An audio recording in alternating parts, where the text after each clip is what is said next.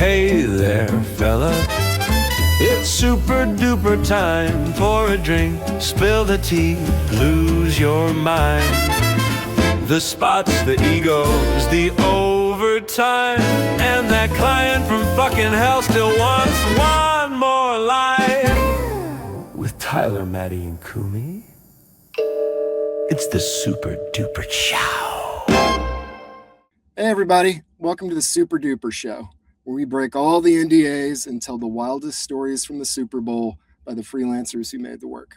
I'm Tyler Pierce, Executive Creative Director at Murder Hornet, and so excited to be here today to talk about It's a Tide Ad, one of the most awarded and complex ads ever made.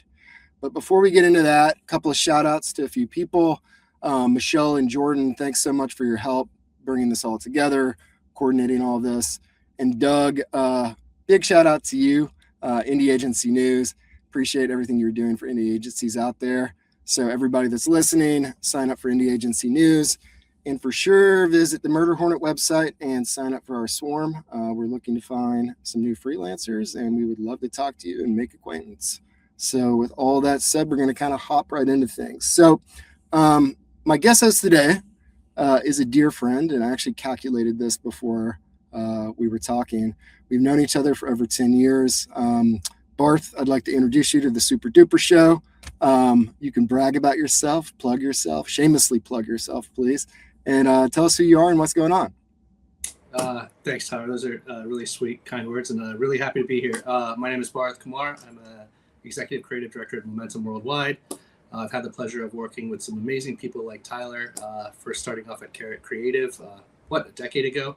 Yep. And since then, kind of been in a bunch of different shops, starting with Momentum, which I've now boomeranged back to, and then in between, I was at Johannes Leonardo, I was at Havas, and I'm just excited to kind of nerd out on some of this work with It's a Tide Ad, which is one of my favorites. So thanks again for having me. Yeah, it's amazing. And the thing I was going to ask you, because we got to give a shout out to your baby girl. What are y'all doing for the birthday party, for the 2-year-old birthday party? It's just family time. So yeah, my daughter Rumi turned 2 today, which makes his parents for 2 years. And Tyler knows this. Like whenever I wish him on his, they survived. It's Parents' Day too. You know. Yeah. So it's just going to be a small family gathering with my wife's parents, my parents, and my sister-in-law and niece. So it's going to be good times. Love it. Well, happy birthday, Remy. We love you. Thanks, bud. All right, we're gonna get the show on the road. So super excited to be having Maddy on today. So Maddy, really excited to have you here, to hear your story, to hear all about It's a Tide Ad. And I know you're a freelancer right now. If you want to talk about what you got going on, even your podcast, side projects. Thank you so much for having me. Yeah. Funny enough, my daughter's birthday is on Monday. So okay. Happy birthday. Capricorns. I'm super excited to be here. I've been freelancing since October. I kind of love the freelance world. It's good to be there and helping, and then leaving and come back. There's something about trying to get you exposed to different agencies, different people. Kind of really love that, and you're learning from everyone that you don't get to do every time you're full time. So I really love that, and touch a lot of brands, which is also very awesome. Mm-hmm. But as you were saying, Tyler, I also do a lot of side projects. Yeah. I'm actually launching this small studio called Madam President in the next couple of weeks that owns all my side projects I've been doing for a lot of years. The one that I've been doing the most for the last 5 years is this podcast called The Last Generation, which I help produce it with Pickle Music, which is a big music production company here in New York.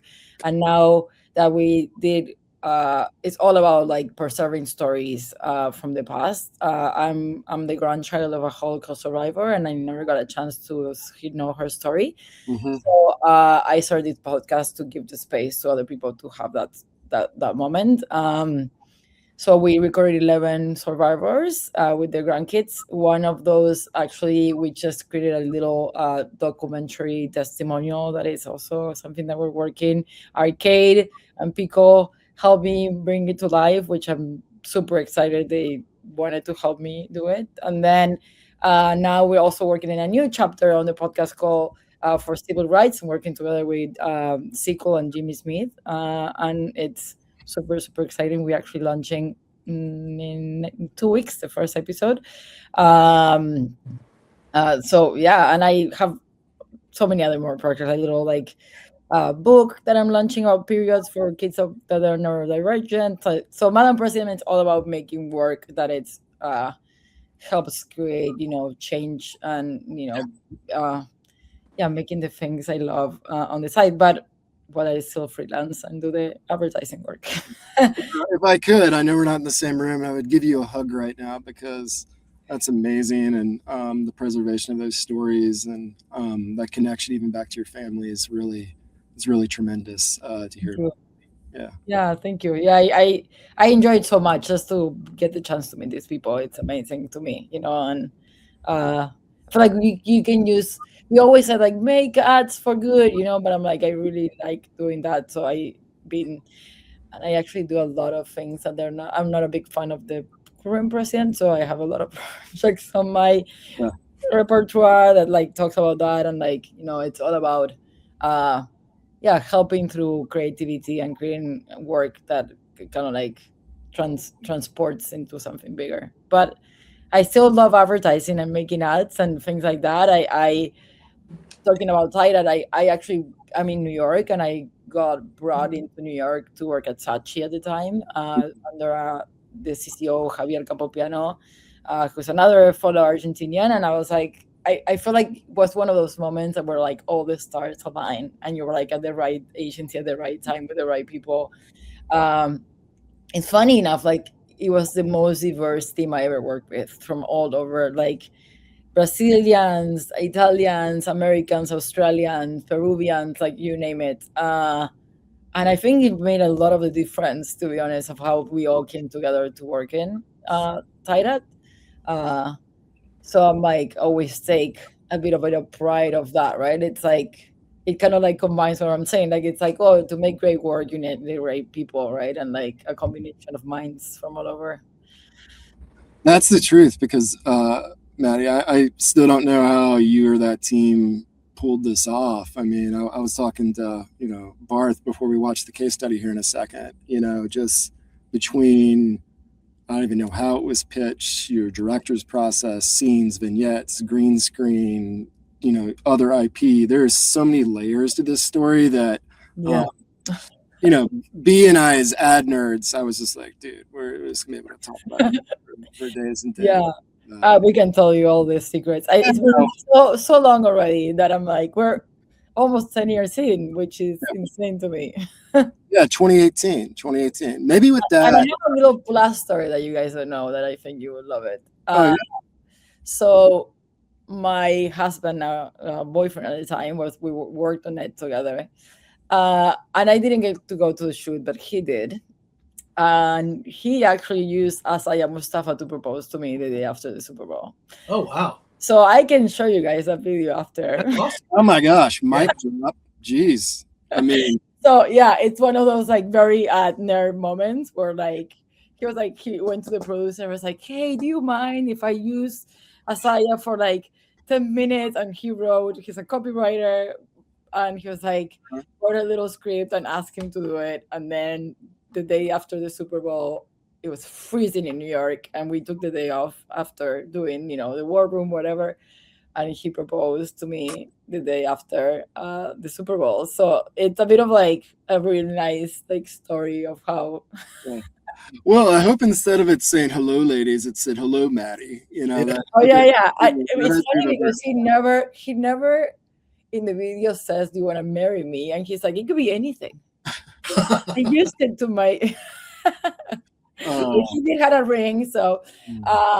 But yeah, it's so tight that in a way it's bigger for me as well, because it's just like a moment of my engagement and like where we are today. Very nerdy and very us. I feel like we are big advertising people, both of us. So it has a little plus up story, a little there. That's sweet.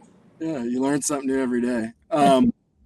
Doug, you're not going to screw it up this time. Why don't we take a look at the case study for It's a Tie-Dye, and we're going to hop into this.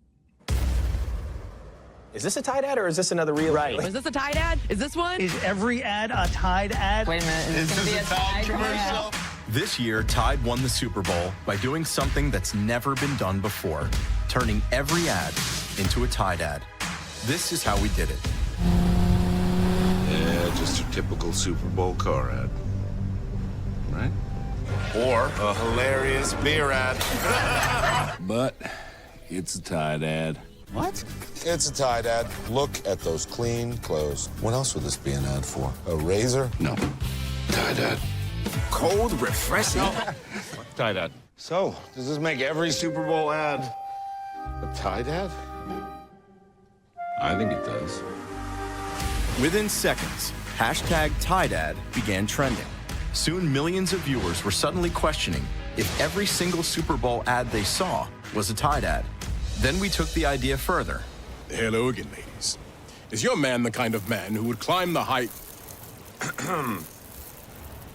I'm in a Tide ad. And further. Sarah? Sarah. It's a Tide ad.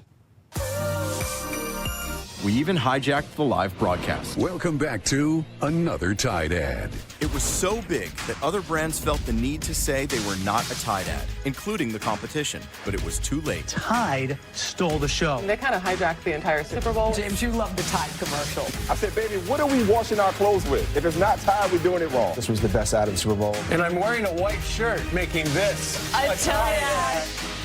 By the end of the event, we claimed 53 Super Bowl ads without ever showing even one single stain. Because by now, you know it. Whenever you see clothes this clean, that's a Tide ad.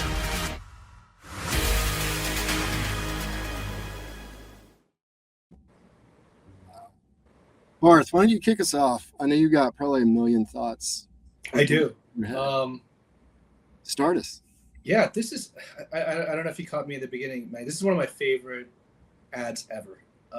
So it's a real treat to be able to talk with you and get some like behind the scenes intel on this. But I cite this with my teams sometimes when we're talking about work. What's our way of hacking and hijacking a platform? And I think you guys did it so elegantly that I know that belies the complexity of the undertaking, right? So my very basic first question is, what was the brief for this thing? They literally, so the year before, they won 14 Lions when they hijacked the live broadcast with the Roger Stain. Mm-hmm. And literally the brief was like, make it better. I was like, this is impossible. Like, what do you mean? Like, there's no way to crack something that you already did. That was so amazing. So that was the brief. The brief was literally like, we need, like, it's such a simple product that I think they were like, we need to make sure that we can hack the Super Bowl once again and make it as bigger as we did last year. It's really kind of remarkable in that regard because Tide has such a storied history of doing amazing stuff, especially during the Super Bowl, right? Like, I was privileged to work with my former boss who worked on the Talking Stain one. You've seen the Greg Olson stuff. You've seen all these different things and the Marble integration and stuff like that. Like, and to me, no offense to the other ones, the fact that this stands out in a pretty amazing pantheon of Tide work is a testament to itself. So that's why I was curious about the brief. Like, do they give you the same brief year in and year out and they say just make it better? Or is there a novel insight that you have to unearth every single time on your own? Yeah, this one in particular didn't. And I think the way we got into that insight is there was something buried in the brief that like nobody paid attention, I think, for a lot of months. And it was like if I'm not confused, like Tide penetration of households is like 85% or something like that. And that's how the insight came about, right? It's like, oh, like everyone has a Tide bottle in their house. That means everything needs to be cleaned by Tide. You know, like it's just like, it was like a buried thing inside the details of the product. Right. That became kind of like how this idea, like the inside of this came to life. It was more of like a product insight and like, but it took us months to be there. Like, I think we got briefed in August, and I will say this idea got sold the week before Thanksgiving. The week before Thanksgiving? Okay, wow. We went and shot this Uh-huh. the second week of January. Oh wow. We'll get into that in a little bit, because the whole production side of things, and I know you kind of talked about it a little bit earlier, and we'll double down on that. But my question actually was kind of around that. What was the brief, but also like how long was like this process? And it's interesting for you to say that, for a few months you were kind of like skirting around things, and finally you look back and you find this insight that is the most obvious thing ever, that literally if you say this, so we're gonna make everything a tight ad, it genuinely, I guess, makes selling the work like a little bit easier. My question actually was gonna be, so you're going through this months of work. I wanted to kind of focus on like, what was that relationship with the client? Because this kind of work doesn't like really happen unless you have brave clients, that I think are trying to push for something like that. And what that was kind of like as you were working through that, when it started in August, and then when y'all got to November, and then y'all finally sold this through. We went for, I don't remember exactly how many rounds, but it was they're very collaborative, to be honest, and they wanted to get the right idea at the right time. Like, I think they went into like, they rather wait for the right idea than buy something they didn't feel that wasn't there, Sure.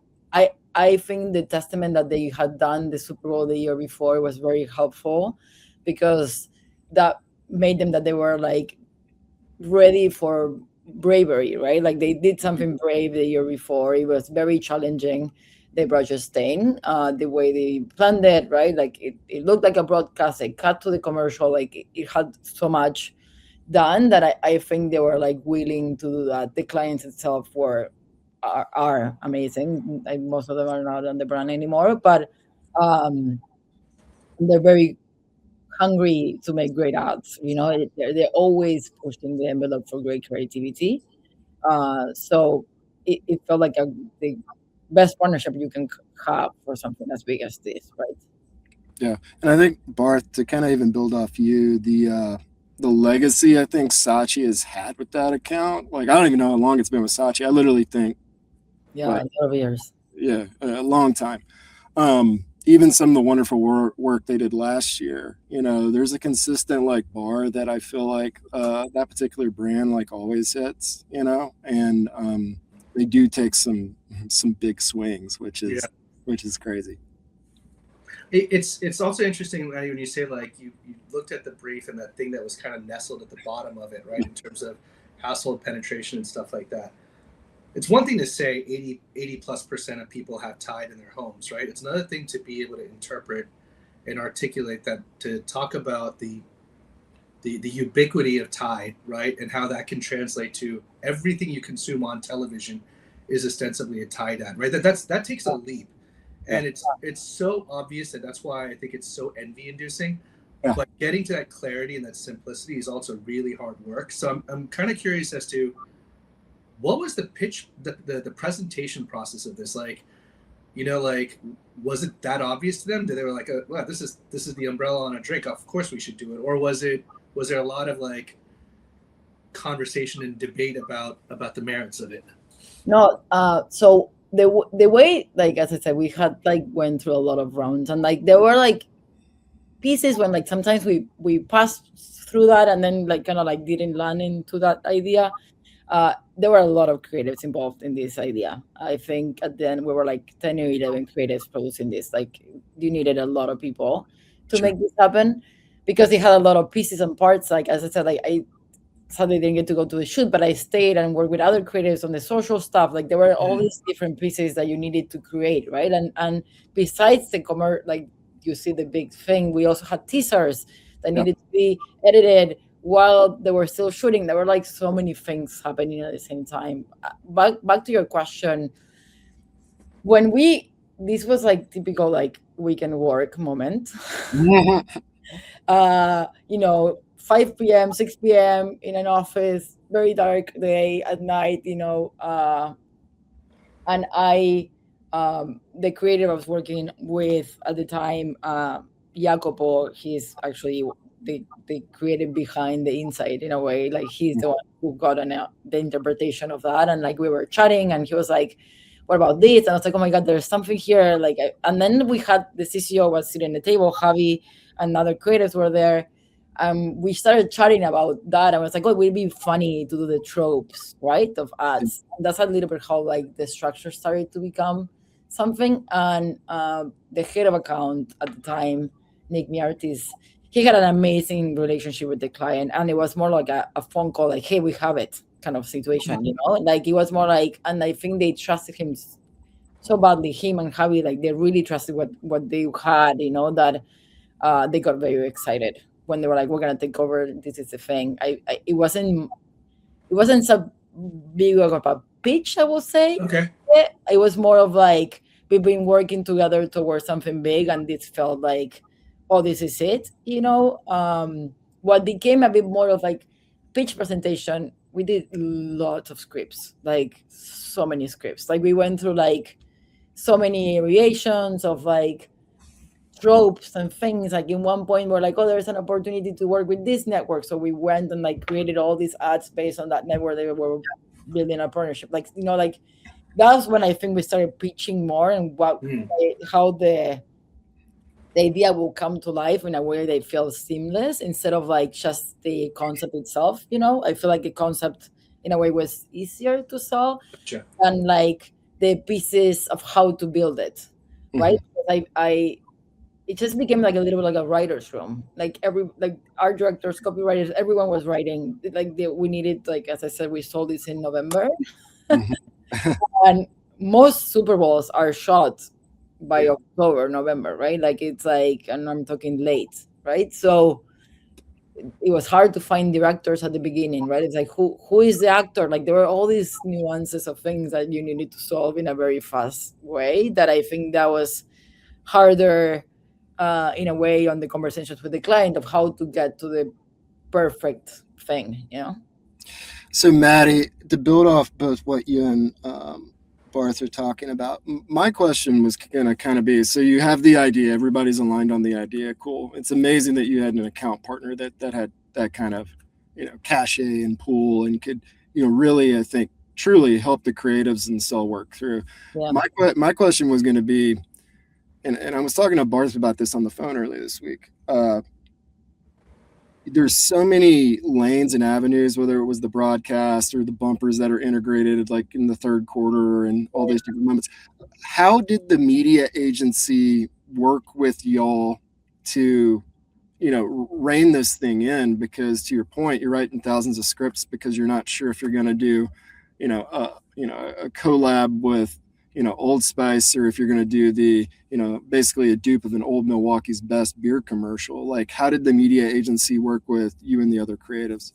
So for what I remember, they had bought already, obviously, like a 30, 60 second commercial break. And then we end up buying more per quarter. Like, and then we divided those, like the 30-second, they were like 2 back-to-backs, right? It was like the car, like the Budweiser and the when he dances, right? The Mr. Clean one. Yeah. Like, those were like 15 seconds each. So like we started dividing the ads into pieces in a way. Gotcha. Obviously the longest one was the first one that I think was like 60 seconds. And then we kind of like got them to buy more parts of the media throughout the quarters and divide those into different kind of like back-to-backs, to like have multiple ads. Mm-hmm. And then they had a big social buy, like we did a certain like integrations on social, and they already had bought, I think, the little banner before we had the idea. Gotcha. And question on that, just because I'm genuinely curious, when it comes to buying media like that, were y'all like acutely aware that like literally a Budweiser commercial might run right before you do your dupe of a beer commercial? Like, was it okay? Interesting. Didn't know anything. We actually were like watching Sunday, or like we have no idea what's coming before or after. Like it was like it could flop.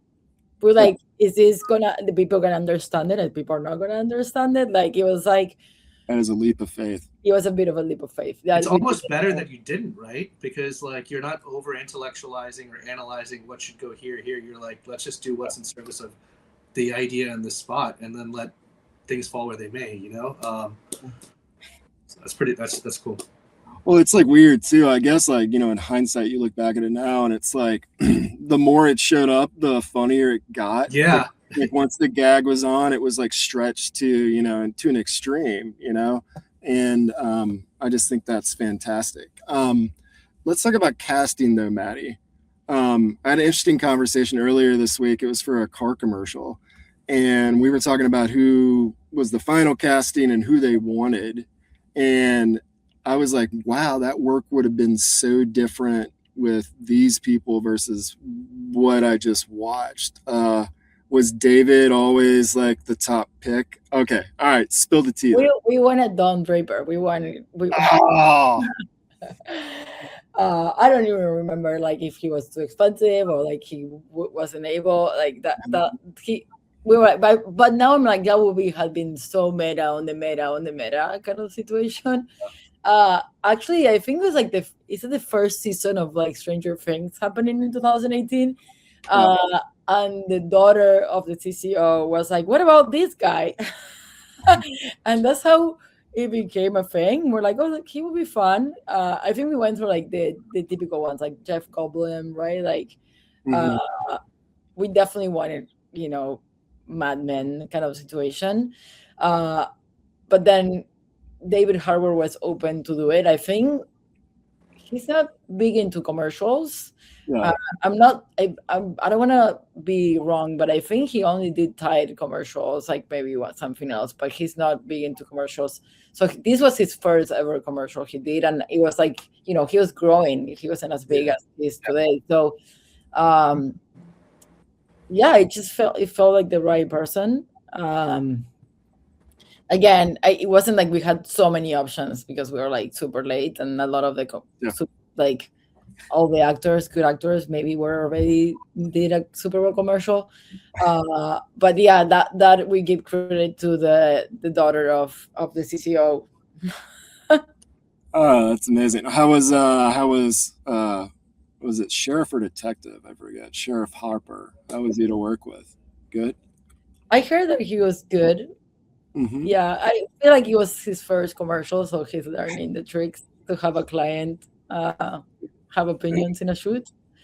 But yeah, I feel like it was a lot of work. Like from what I remember, it was like a 4-day shoot. Okay. Long days, and then what happened during the shoot? We needed to change a lot of scenes that they were already done. Started eating Tide Pods. Yeah. All right.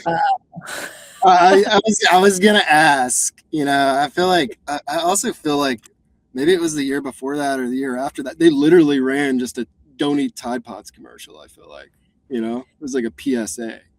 But maybe, but that was the time where like we're like, oh, is this gonna happen? Thank God TikTok didn't exist. Yeah. I'm like, imagine that would have been crazy because I feel like back then, like people were doing like on YouTube, Vine, I don't remember, but like TikTok would have exploded it, right? And like would have like be a disaster. So we took away all the eating scenes out of the commercial that we had. So somewhere in a vault, you're telling me there is a Red Lobster? No, it never. We didn't even like shot it. All right. Like, be fun.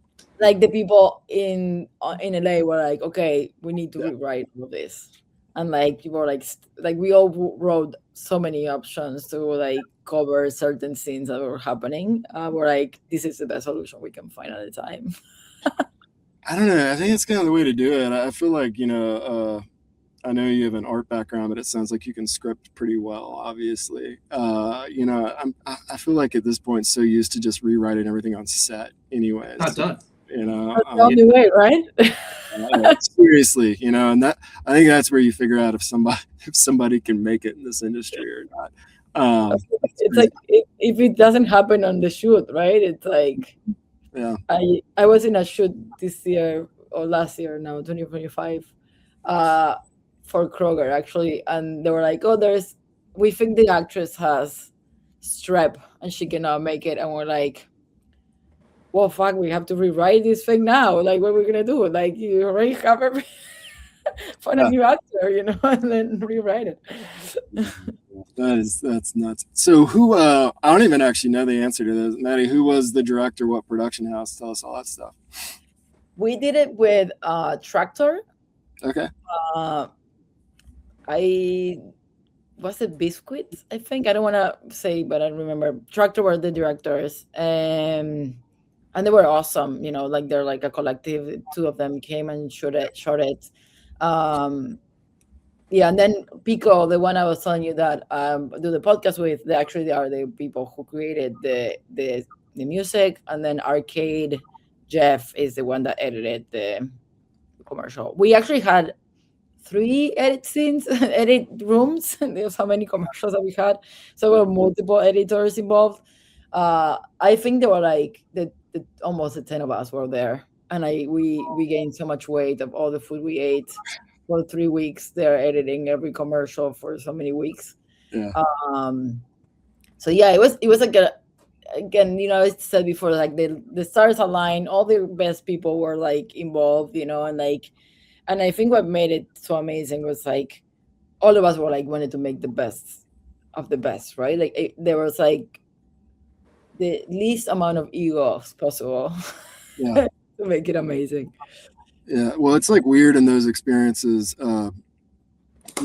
how everybody either comes together or everybody splinters apart. And it's been my feelings, when I've been through nothing quite like what you're talking about, that, you end up having these relationships with those people that, like, once you leave those edit bays and everything, they are friends for life because you have literally lived with them and, had that blood, sweat, and tears. And, it ends up being that thing where, even though your career is split up, like later on, you're just like, oh, I worked with them and I went through that one thing that like nobody else is, ever able to like understand, like truly what my experience was, which is awesome. To be honest, all of us pay for our own ticket to Cannes. All of us, including account strategy. That was the year that Publicis decided not to send ideas to Cannes. And the client was like, "We're sending it. We love it. We're sending it." And each of us decided to go on our own dime because we truly believed so much on the idea. They were like, "I think it's gonna win." And I thought it was like very amazing, like kind of like a group of creatives. I think only one creative that couldn't come that I love, Chad. He had a baby at the time, so made it hard to come. But like everyone else, like almost everyone else, like came, like production, like account, like idea that account came with their own money, right? Right? It's like it just makes it way more special to me, right? It's like all of us together, celebrating something that we really, really love doing together. You know what the funny thing is, and I'm just realizing this now. I'm the only person on this phone call who hasn't won a Grand Prix.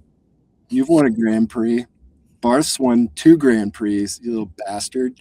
So anyways. I think Maddy's got us all beat. I know. No, that's the only Grand Prix I have, though. But... Yeah. So congrats to you, Bart. Oh, yeah. You can compare your long awards lists later after the phone call. So so tell me, like, post-production sounds super intensive. You get through that, and now we're kind of filling in the blanks. The media plan was planned, but you don't know where things are going to land. Like, what's going on Super Bowl Sunday Eve? Like, are you in a war room basically, like fired up on socials when things are going off on Sunday? Like, what's that evening like? Yeah, so we actually had a plan. As I said, like there was like a big like media robust social plan. Obviously it wasn't what it is today at the terms of like you didn't have as many platforms. Like Twitter was the platform to think of, and then I think we had a couple Instagram posts. So we had like some influencers, we call them. I think we have Betty White that don't even know what, but kind of like being like, it's a tie-dye, right? And like having like David Harbour, we created like these gifs of him from out of all the commercials. Actually, what was like one of the biggest things you asked about, like, you know, green screen and things like that. What took the longest, and some creatives actually slept at the meal, was making all of that, right? Like from the gifts all the way to like the animation and like kind of like the special effects of that was a long process of the commercial. And I'm like almost certain, trying to remember, is like, you know, that we had I think it was 2 days before first shipping. People were like, we have not, like, the animations were not ready, like the after, like the, you know, the visual effects and all that stuff. So it was a lot of work. That was like one of the biggest challenges we had, you know, like making the bottle and the little things coming out of his hand. Like that was a lot of work, like making the double horse, you know, all of that were like a lot of hours of work. I think that was the biggest challenge. Like I do remember Daniel, this slept at the meal because there were like, you know, so many renders. Like it was impossible. Like they needed to ship this commercial like yesterday. So that was the biggest challenge, I think. And then social did happen. Like we did a war room on Sunday. All of us like came together to watch it, you know, like, but some of us did work on the war room, like responding, and had like a whole, like, you know, plan A, B, C, D, E to like respond, and like pre-created tweets. I feel like it became less of a conversation, you know, like everybody was ready after the Oreo tweet. There's always a problem, right?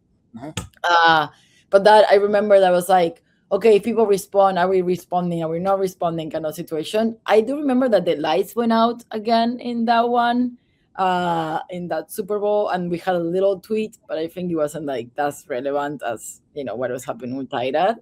Well, like it was also this a Tidad or something like that. Like I think it was like something stupid like that. But we had it prepared. I think it was more just in case, and like see how you can be part of culture in the moment. That it was, you know, what it is today, or what it was the moment of like Oreo, right? It was more of like an extra thing that you needed to have just in case for the commercial itself. Yeah, absolutely. It's kind of one of those situations, Maddy, where I'm kind of from the school of thought that I guess I'll just say it. I hate when somebody goes, oh, we can make 7,000 assets in 3 days and blah, blah, blah, blah, blah. You know, I'm like, it just seems like so ridiculous to me. This is like one where I understand there was probably thousands of assets, thousands of versions, all these different things. And like everyone actually did serve a purpose, which is kind of, you know, one of the most amazing feats, I think, of the work is like everything was very considered, you know. Yeah, 100%. I think also like I actually created a lot of those gifts that then we reused, you know, for social, for things. Like I think we still have them like as stickers in our WhatsApp, you know, like, but it wasn't, as you said, like in purpose of like a way to like help create more for the spots itself. But everything was very calculated. Like it wasn't just for the sake of having, you know, assets. And then there was like a long version, like, so we like, there was like a 60 version that ran in the Super Bowl, and then we had like a longer version that ran on YouTube at the time with some extra scenes that also were fun, but we decided to cut, you know, so there are like extra ones as well. I had a question for you. You had kind of mentioned the casting challenges and the timing of it, right? Like part of when you have something this brilliant, you know what it's, you have an idea as to how you want it to turn out, but part of it is also maintaining the integrity of the idea once it's been sold in, to make sure it stays sold in the way you want it to, and it doesn't slowly start suffering from a death by 1,000 cuts.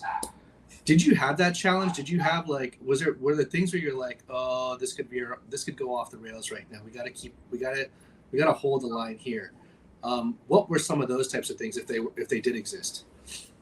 Well, definitely the whole like kids are eating typos. That was a big thing. I think like we had challenges of like, would it work more than like the client cutting stuff? It's like, would the double horse work? How you make it work? You know, like kind of situation like than like the client like challenging us to what we didn't want to do.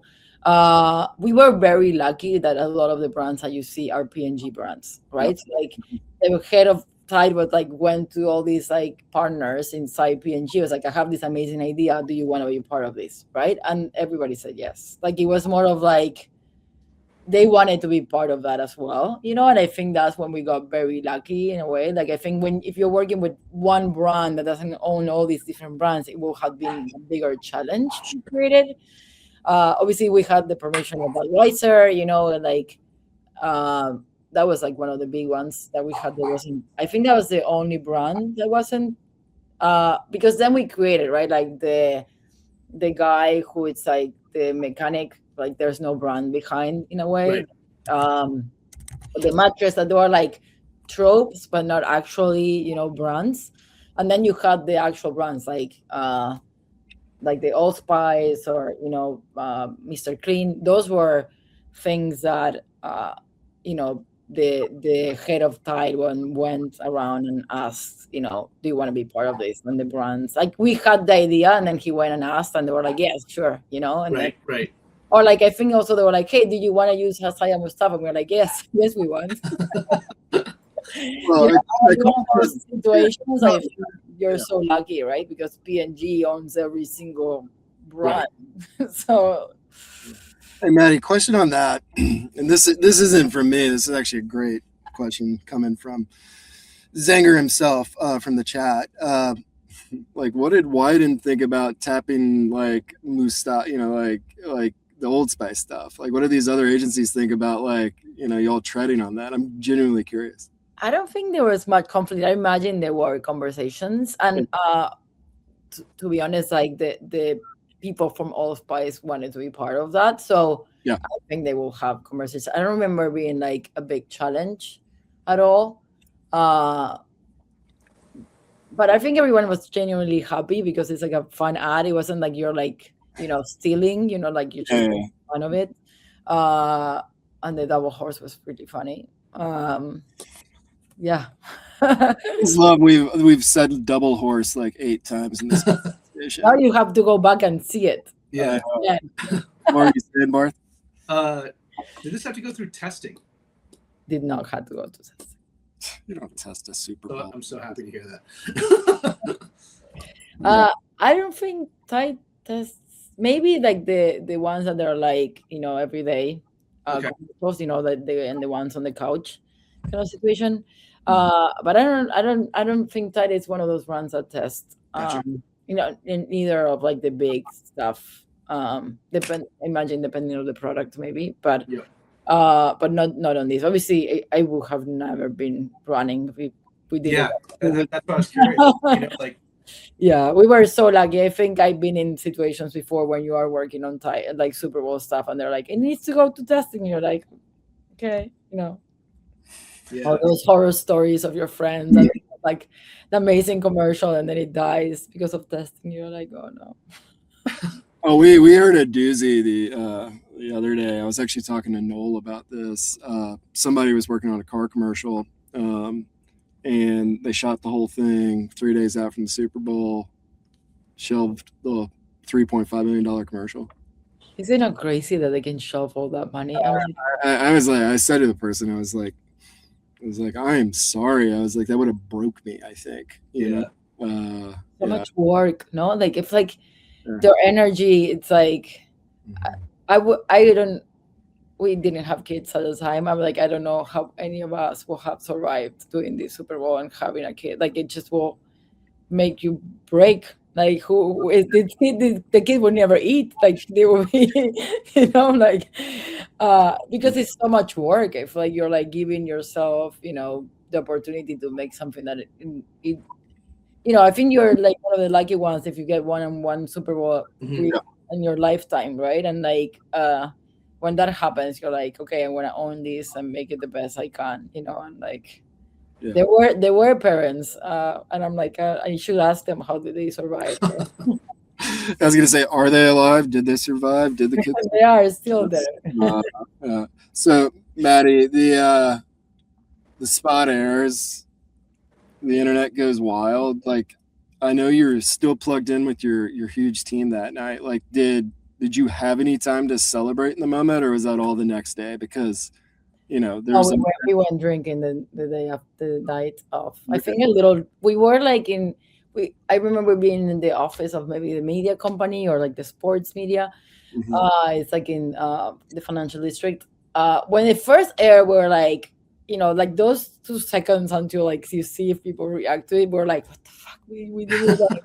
Is people gonna be like? I think it was like people would love it or hate it. Like there was like, would people understand it, right? Like it was so many. And then when the second commercial came around, that was when I felt like people were starting laughing about it. We're like, oh shoot! Like the biggest comments on social were like, oh, they got us, right? Like, is another title coming? Because I think it was like, it was like one after another. I think that's when it became like a bigger moment. And I remember leaving the office that night, and I think we saw like a headline from like, it was the New York Times or something about like, or the Washington Post. I remember like, kind of like Titan won the Super Bowl or something, and we're like, oh fuck, now we can breathe. Like it was like, okay, we made it. Now let's go drink.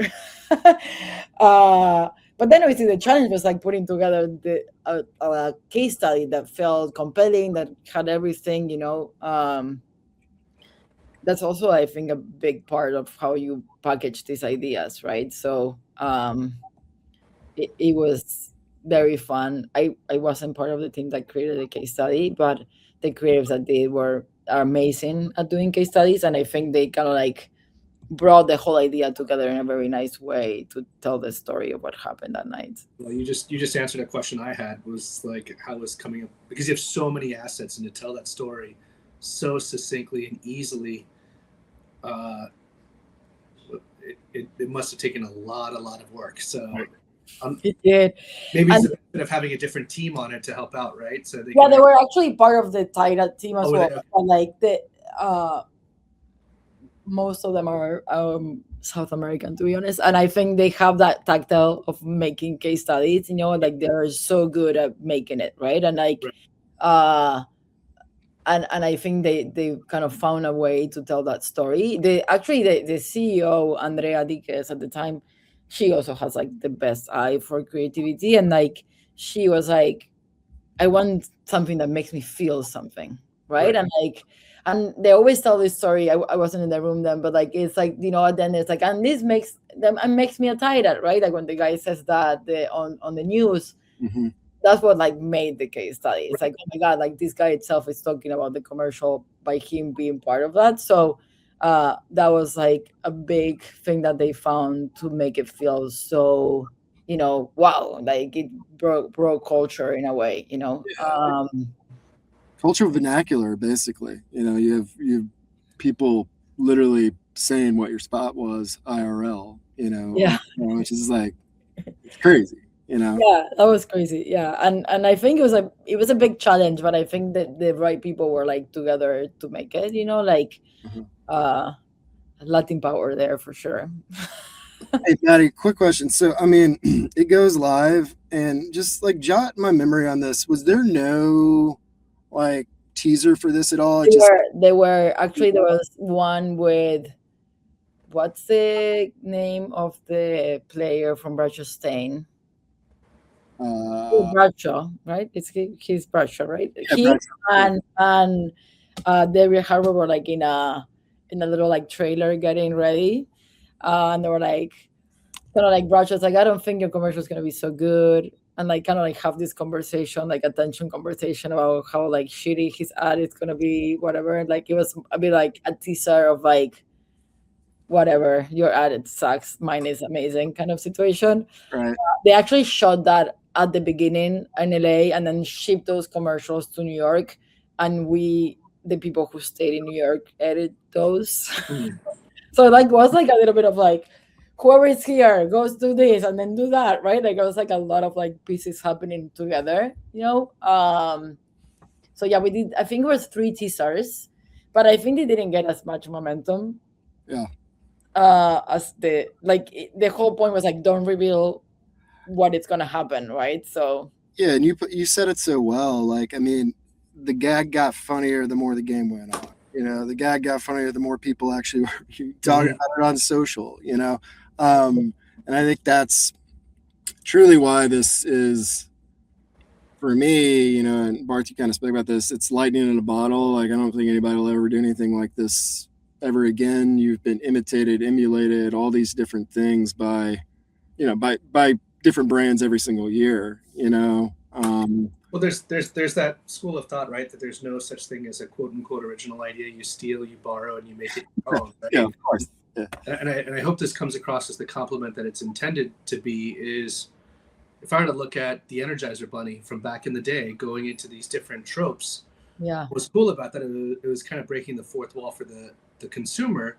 Yep. But it didn't really have any role to play in terms of the battery. It just showed the bunny going. Like, none of the tropes that it was hijacking was about long lasting or durability, whereas what the genius of this idea is, like, every single prop, clothing element that's in every single ad is a reflection on cleanliness and what the power of Tide is.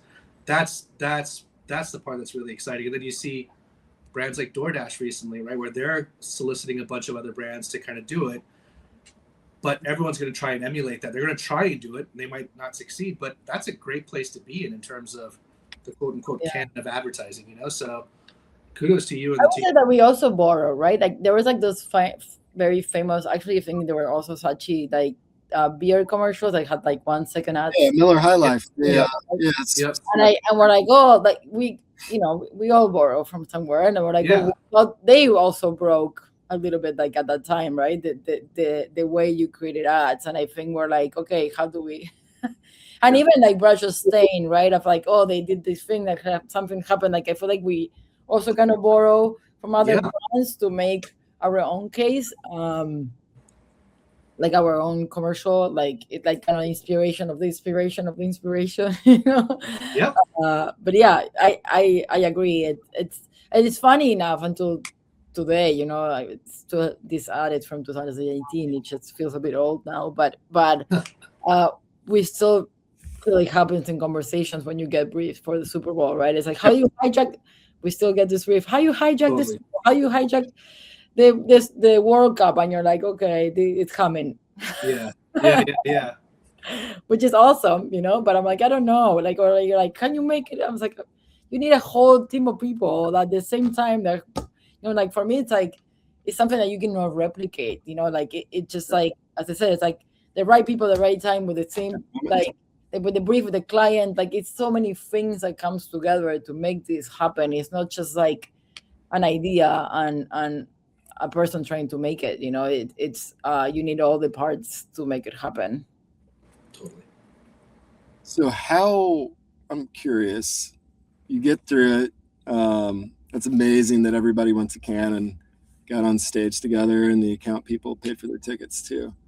How much longer were you at Saatchi after this? Like, how did your career change after this? I was there for maybe an extra 9 months, 10 months. Mm-hmm.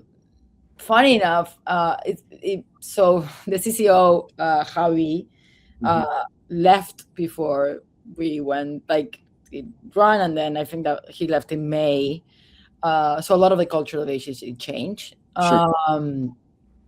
He came on stage with us, though, but I think that made a big change of the agency and where we were standing. You know, I think will have different if you had stayed at the agency. You know, like things such as like one of those agencies that has like a little waves. You know, so. A lot of people left, you know, like one of the main creatives actually like quit before going to Cannes, and then straight from Cannes left to like move back to Australia, where he went to New Zealand, but he's from Australia, right? Like a lot of them left, you know, so it changed. A lot of them were there for a lot of years, and it was time And they were very smart and got into the momentum of Tidal and left the agency for better opportunities. I went, particularly myself, I went to Anomaly. That was in 2019.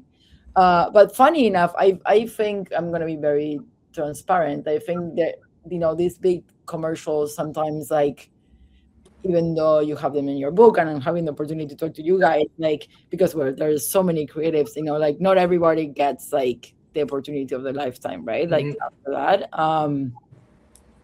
And I felt that way, and I was like, I cannot be the only creative and even female creative that was feeling that way. So I started this website called Invisible Creatives right after Tidal. I don't know if you guys know it. It was like a gigantic database. We had like almost 2,000 books to help highlight female creatives in the industry. And it came from this experience, feeling like, okay, I did this thing that is amazing, that broke culture, and I wish I had more opportunities out of that, So I created this website, this database at the time, to help more female creatives find job opportunities and have the work highlighted. And so I think in a way Tidal opened this gigantic door personally to me to help others and like find mostly female creatives, like different opportunities between the industry. That's amazing. It's use it as an opportunity for service. So I mean, kudos to you. That's a beautiful thing to help people. Yeah, it was very. I actually was like, I started like a Squarespace and I uploaded 400 portfolios by hand to Squarespace. One by one. I was like, I think I broke Squarespace at one time, and they were like, I was like, I need an actual developer. But like, I think like what you learn from making these amazing things and the feeling of winning and the feeling of that, it's like sometimes you come back and you have to go back to square one, right? You have to go back to thinking the new brief. You have to go back to making the new thing, and like some people are better than others, like finding opportunities to like hone into their opportunities of their careers, and like I maybe wasn't as good as that, and I think I found myself that as much proud and amazing work I created, I feel like I didn't have the opportunities I was looking for, maybe compared to other partners at the Tidal work. But I always felt very, very lucky. Again, I felt like that hobby at the time like brought a group of people, and I was very privileged to be there. Privileged to be in that team and work on that brief, and have the opportunity to make it. I still always will think, besides of the commercial, which was amazing to create, like being part of that. It's for me, it's something that I really, really take with me. Yeah, I call that the moments in your life when you find your creative Camelot. It's like when your people are there, even if you're working your tail off, life's good, but like you've been through, something like that. And probably I'll be chasing that the rest of my career, because I did like 2 of them, and it's the best, most satisfying feeling on the face of the earth. And probably as a 40-year-old right now, it'd be a very different creative Camelot than when I was 28 working with Barth. Yeah, and I think personally, open like making Invisible Creatives not only open like I think the combination of both things was very amazing. Like I got named next creative leader, and like got opportunities to like to go to Cannes and do this like amazing thing to bring more female creatives in the industry to Cannes, and like be named like the most trailblazer creative, at the time, because of the combination of things. I think I would have never helped the industry or be part of Mr. Creative if I would have never done Tidal, right? I feel like that was like one wouldn't exist without the other, in a way. And it's funny because that happened like Tidal happened in 2018, obviously the tail of everything kind of like 2018, 2019, and then the pandemic happened. And I created like from Invisible Creators, I created like this gigantic like mentor at home was called. Like we did mentorship and like building those relationships through tie-dye and like, you know, like kind of help me get all these people to be part of the mentorship, right? It was like, oh, you know, I created tie-dye. Do you want to be part of this? You know, like I feel like it gives you a little bit of like credibility and helps you like in another way in the industry as well, right? So yeah, like all the pieces come together in a way, you know. I think it's an incredibly admirable platform that you've established, and the fact that you're lending your voice and your experience and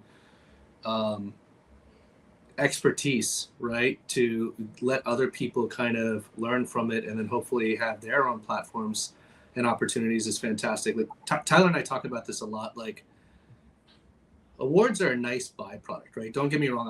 I love an award, but there's so much luck that goes into it. Like we can all look at the bottom drawer on our desk and all the ideas that never made it past a deck. Oh yeah. Right. And so who's to say that those couldn't have won awards, you know, and stuff like that. So I think that's just it's just such an I use the word admirable. I think it's an admirable thing that you realize that there's like such a humility in what you're suggesting and saying like, let's get other people to kind of hopefully benefit from it. That's a pretty beautiful thing. Yeah, and I agree. Like, there's nothing better than celebrating with your friends. I can't. Yep. I'm not. You know, listen. I'm big fan. I love going to the Palais and walking around like the people and I see them celebrating. Like I do more times to Cannes without having an award that I did, right. You know? And like I feel fulfilled every time I go. I go and see the work downstairs, all the shortlists and the winning pieces, and I'm like, this is amazing. You know, like you obviously there's something about being curious. I want to see other people's work, you know, and then obviously being in the stage it feels very nice, you know. Yeah. Basically we live in an industry that we get into, it's like can't stop and ends, and then you go back to the racing. It's the advertising calendar, right? You go back. Right, and it's like consoles start again and ideas need to fly, and I think it's like how you do that in the most healthy way, you know, and I think something that Tide as a brand really taught me through this experience, and then my husband staying there for longer and like working in some of the most amazing pieces of work at Tide, that it's like, what can you do with a brand that is willing to make amazing work and also looking to win awards? For me, that's what makes a gigantic difference. You know, it's like, are you solving the business problem? Are you making great ads that also win awards? For me, is what I take away from what it's amazing about winning awards, right? It's like, can you do a brand that is so hard as that, right? And like, I'm making something that is actually changing the business of the person you're supposed to change, right? Not just an award for the sake of an award. I totally agree. It's gotten, you know, it can be a little self-serving just to do an award, right? But like, I think if you're actually solving that business objective, it makes it that much more worthwhile. That's what you're paid to do. And there was that was the job. That was the job. Like we had you needed to solve that Super Bowl. Right? We had a creative director years ago who told us, like, they were looking at work and they said, "Yeah, you did your job. Good job." That's it. Like, it wasn't like revolution. It was you did the job. Right now, how do you do it better? I had one maybe big question for you, and maybe it's a small question as well. But like, you've done all this. You've started these platforms. You're trying to spotlight talent in different ways and give them a voice. You're advocating for them at Cannes and, you know, see it, be it, and all that. What's next for you in terms of, you know, where you want to go, especially with Madam President and everything else? Like, what do you have your eyes on? Yeah, I was actually telling the team I hopefully I got a job offer today. So congratulations. Thank you. So hopefully I'll be signing that and going to this small agency that I'm very excited about. I'm not telling after I'm signing, guys, but of course. But I'm excited. I think it's like, you know, a small agency doing great work with the right people here in New York. But I've been freelancing, and to be honest, I really, regardless of the job opportunity, I think like after tie-dye, you know, I went to Anomaly, and then the pandemic happened. So and then for a little bit I went to Edelman, so I learned a lot about earned media, and then ended up at Dentsu for 3 years, and I learned so much there. I was like running the social team for Kroger. So now I'm like, I feel like it's like we're in this moment in time in advertising, that you kind of like need to, or at least, as a creative director or group creative director, that you need to like give the best you've been learning for a lot of these years. And I think I've been very lucky to be part of like those changes, like, content creators and all of the stuff to like be part of, like, I understand how social works. So I been working a lot of like helping brands and, agencies do that type of work. And I really, really love it, to really enjoy it. So, but I would say, as you said, Madam President, in a way, it's like my other baby. And that's where I put a lot of love of that work. I think what I love about these type of projects is like the breath that keeps me, like I am learning to do a podcast without knowing how to do one. And I'm like working in a children's book right now about periods for kids who are neurodivergent. So, I'm like always have these little projects on the side that I tend to do.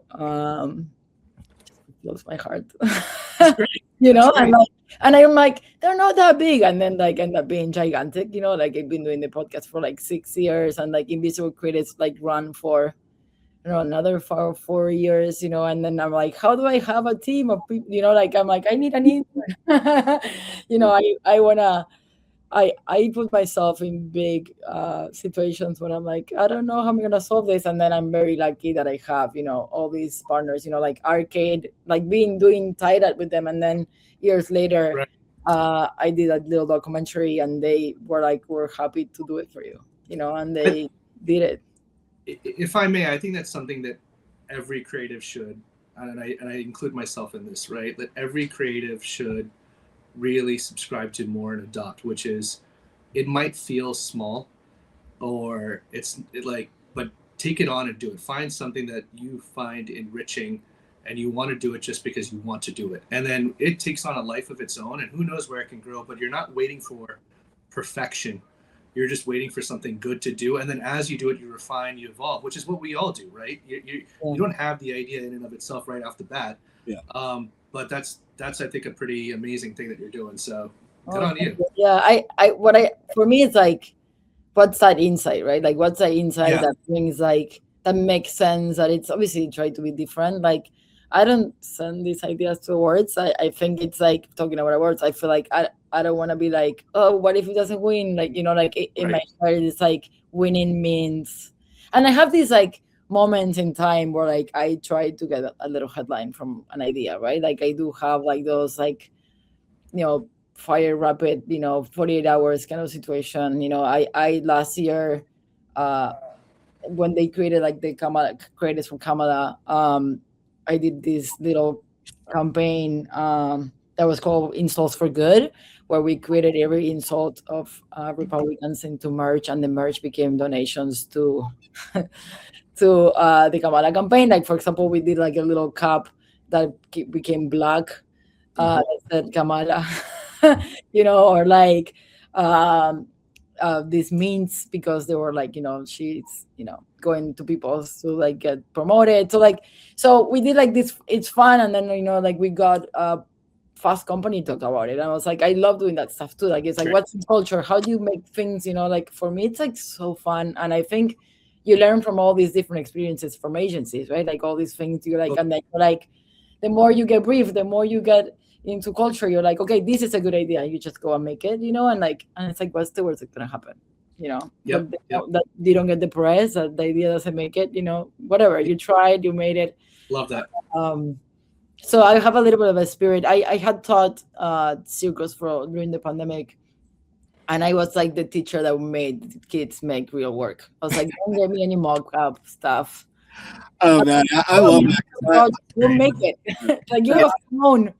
What are you doing? We didn't have phones when we were at school. We were like, there were no iPhones. There's no TikTok, no Instagram. Like, you go make it. Like, what's your excuse, right? Like, we all making stuff, like all these creators making thousands and thousands of dollars with a phone in their hand, right? I'm like, why are you not doing that? So yeah, man, it's like funny. My wife, she and I went to Portfolio Center down here, and Barth went to Miami Art School, and I've taught at Miami Art School for on and off 4 or 5 years.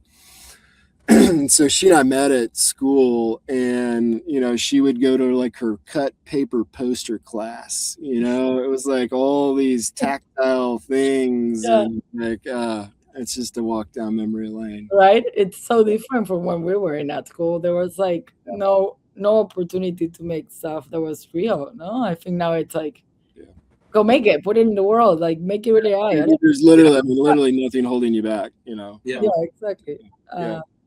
Thank you guys so much for this. This was so fun. Yeah, I was gonna say, wanted to give a really big shout out to you. You've been so gracious with your time and kind of telling your story, and it's just so nice to see you share the love for everybody that was part of this amazing piece of work that you worked on. And Barth, happy early birthday to your daughter, and I love you, man, and so glad I got to have you on, and this was a blast. I hope to have you both back on soon.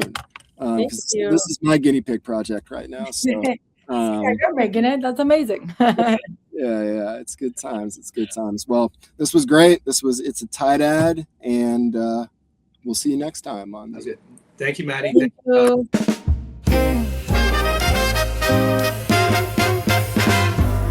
Hey there, fella.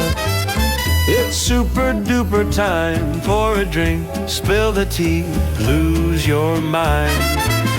The spots, the egos, the overtime, and that client from fucking hell still wants one more life. With Tyler, Maddy, and Kumi, it's the Super Duper Show.